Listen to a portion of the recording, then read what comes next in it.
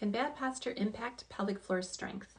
It actually can. Anytime you take a muscle and you make it either too short or too long, it's not going to be as strong as it would be if you put it in kind of like this ideal posture. So for your pelvic floor, for instance, if you slouch and you try and squeeze your pelvic floor, or you sit up tall and try and squeeze your pelvic floor, you're actually going to be stronger when you sit up tall. And you can kind of feel this a little bit if you try and cough. So first, slouch in your chair, and then cough, and see what you feel at your pelvic floor. There's a good chance you're going to feel some downward pressure at your pelvic floor.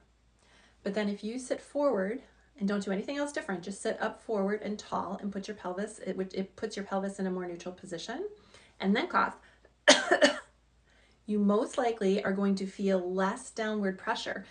And ideally you feel like that pressure is really balanced. Because, for instance, some people that leak urine if they cough or sneeze, a lot of times there's too much downward pressure and they can't fight the pressure.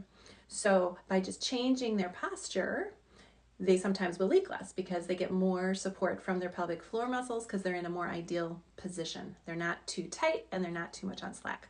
So that's a simple thing you can try just to see if you can feel in yourself the difference between how posture might affect the strength of your pelvic floor.